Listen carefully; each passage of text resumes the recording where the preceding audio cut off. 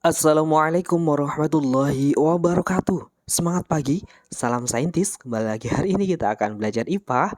Ya, untuk kelas 8 ya. Semoga semua dalam keadaan sehat. Amin. Baik, coba perhatikan di sini ada gambar apa?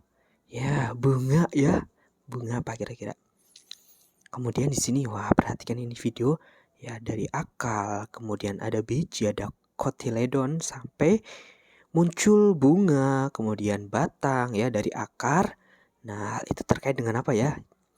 Kemudian di sini wah ada pohon, wah goyang-goyang ini pohon kelapa. Kemudian hal itu terkait dengan materi apa saja di sini.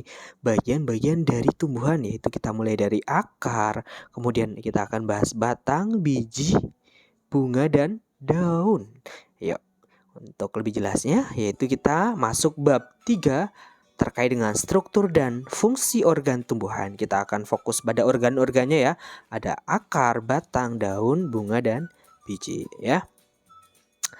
Kita akan fokus dulu struktur fungsi organ tumbuhan. Kan di sini ada daun, bunga, buah, batang, biji, batang dan akar ya. Ya. Ayo kita bahas. Pertama ya, kita akan bahas akar. Ya, ini kan ya akarnya ya. Nah, sistem perakaran pada tumbuhan dapat dibedakan menjadi dua ya. Ada yang serabut itu punyanya si tumbuhan monokotil. Kalau yang tunggang jelas itu pada ya dikotil. Akar tumbuhan juga dapat mengalami perubahan bentuk sesuai dengan fungsinya. Misal pada akar wortel itu bermodifikasi menjadi umbi akar untuk menyimpan cadangan ya makanan. Ini contohnya. Ini yang serabut, ini yang tunggang. Ya, ini bagian-bagiannya ya, akar primer, akar sekunder. Nah, kemudian akar fungsinya untuk apa saja? Yaitu jelas menambatkan dan memperkokoh berdirinya tumbuhan, menyerap air dan garam mineral, tempat cadangan, kemudian untuk bernafas. Nah, pada tumbuhan ada dua jenis ya, tadi ada akar tunggang dan serabut. Kalau akar tunggang itu yaitu terdapat akar utama di sekitar akar utama ini terdapat adanya akar cabang terdapat pada tumbuhan dikotil misalnya pada mangga, wortel dan rambutan ya. Ini contoh yang akar tunggang. Kebalikannya adalah serabut yaitu tidak memiliki akar ya, ini kan serabut itu ya. Tidak punya akar utamanya ya. Akar tumbuh ya dari pangkal batang dan bercabang ya membentuk struktur yang berserabut ya. Misalnya pada tumbuhan monokotil jelas ya kebalikannya dari ya dikotil itu yang monokotil contohnya ada padi tuh apa rumput, jagung ya. Ini perbedaan dari akar. Kemudian yang kedua adalah batang. Nih batang ada yang berkayu, batang yang jenisnya beruas dan sifatnya basah ini contohnya. Batang tumbuhan dikotil umumnya bercabang-cabang dan berkayu. Ini perhatikan ya. Beberapa di antaranya memiliki batang herbaceous atau basah. Misalnya di sini adalah bayam.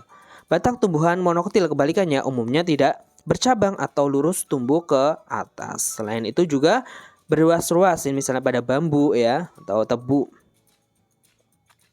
Kemudian batang fungsinya sebagai apa? Yaitu menegakkan tumbuhan, menghubungkan akar dan daun, tempat penyimpan makanan ya, cadangan makanan. Pada batang terdapat buku dan ruas. Buku merupakan tempat melekatnya daun, ruas merupakan bagian di antara dua dan buku ini kan. Nah, ini buku, ruas ya. Ruas itu bagian dari antara dua buku ya, itu. Nah, ini penampakan luar batang dari tumbuhan. Kemudian yang ketiga adalah daun. Daun ada jenisnya ya, ada yang melengkung. Ini kan sifatnya melengkung, seret seperti itu ya.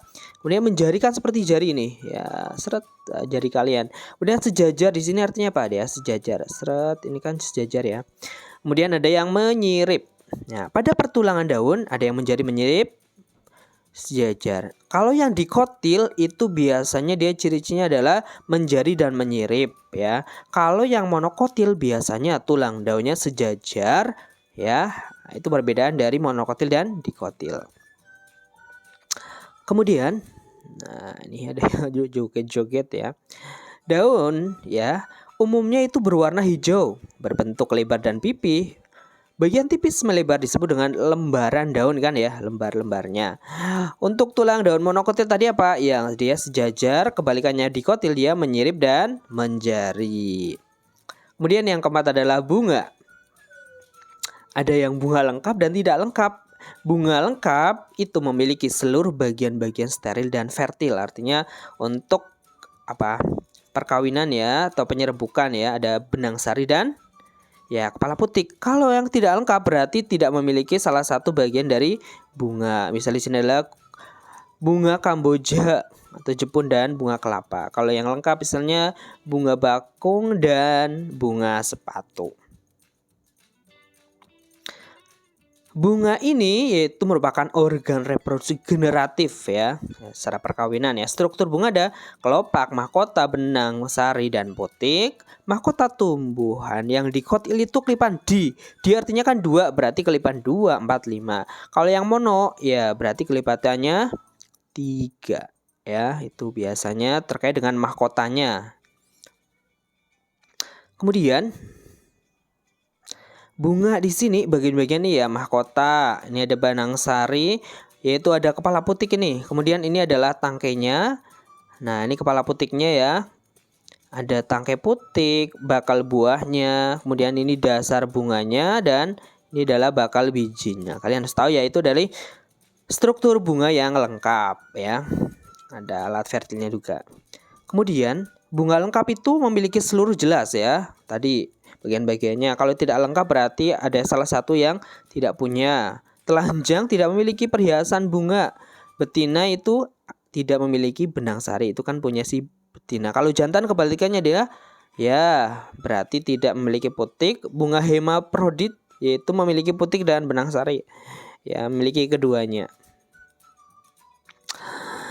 Bunga ada namanya kelopak ya, hiasan bunga dilingkari luar umumnya berwarna hijau, itu melindungi kuncup bunga seperti selubung, hialin atau disebut dengan sepal ya, penyusun dari kelopak. Mahkota bunga atau corolla bagus ya. Hiasan bunga di lingkaran dalam bentuknya warna beraneka ragam, fungsinya menarik serangga yaitu untuk apa? Proses penyerbukan disebut dengan petal ya. Ada namanya sepal dan petal ya, bedanya ini penyusun mahkota helaiannya. Kalau yang ini adalah yang kelopak, sepal dan petal. Masih terkait dengan bunga ya. Nah, ada yang benang sari, stamen yaitu terletak di lapisan telah mahkota bunga. Ada stamen yang anter dan filamen ya. Kepala sari itu anter, tangkai sari adalah filamen. Dalam kepala sari itu terdapat satu atau lebih ya ruang sari atau namanya adalah TK dan merupakan tempat penyerbukan serbuk sari atau polen. Jadi banyak istilah ya. Serbuk sari adalah gametnya si jantan. Terkait dengan bunga masih ya.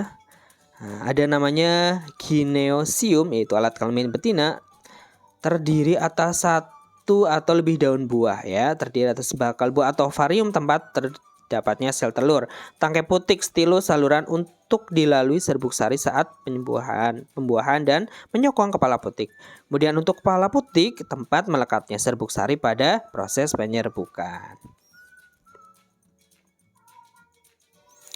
Nah, penyerbukan itu apa? Yaitu peristiwa jatuhnya benang sari di atas kepala putik. Nah, dilanjutkan dengan pembuahan. Apa itu pembuahan? Yaitu peleburan sel kelamin jantan dan sel telur. Bakal buah akan berkembang menjadi buah ya. Nah, bakal biji berkembang menjadi biji, tumbuh menjadi tumbuhan baru. Inilah ya. Nah, perkembangbiakannya pada bunga ya. Kalau kita kan manusia hampir sama ya. Kemudian yang terakhir adalah bunga dan biji.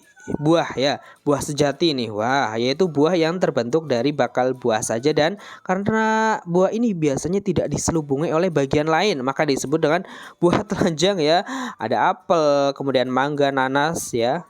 Kemudian untuk buah semu berarti yang terbentuk dari bakal buah beserta bagian lainnya pada bunga yang malahan menjadi bagian utama dari buah tersebut. Ini ada, nah ini ada apa ya? Cimplukan ya, jambu mete. Nah, itu nangka. Kemudian biji ini pada dikotil ya, di itu artinya 2 berarti 2 kotelidon. Kalau yang mono berarti 1. Ini contohnya pada jagung ya. Ini bagian-bagiannya, kalian bisa lihat ya, ini jaringan-jaringannya. ada hipokotil kulit ya, ada radikula. Nih kalian bisa baca. Ini harus tahu ya bagian-bagian dari biji. Baik, demikian tadi mengenai struktur organ dari tumbuhan akar, batang, daun, kemudian biji dan bunga. Baik, semoga bermanfaat. Terima kasih. Assalamualaikum warahmatullahi wabarakatuh.